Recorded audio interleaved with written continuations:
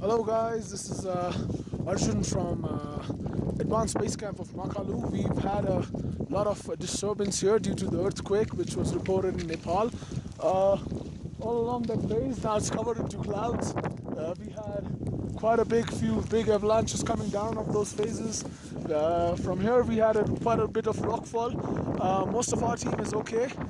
We're doing well. Some of our team members just moved up today towards Camp 1 and Camp 2. We still do not have any report from them. We're trying to get in touch with them. Some people have gone up towards Camp 1. We should hear from them soon. I hope all is well up there. See you.